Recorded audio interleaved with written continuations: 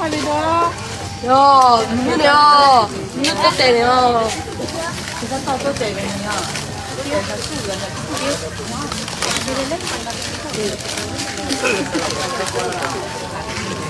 또 올려가.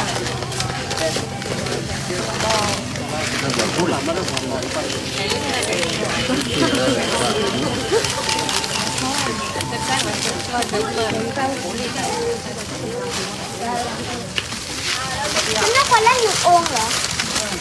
ใช่ที่เรียกหมดเลยเหรอ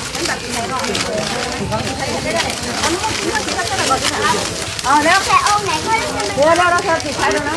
หรือว่าจะมาต่อเลยตอนไหนถ้าได้สุดท้ายก็จะ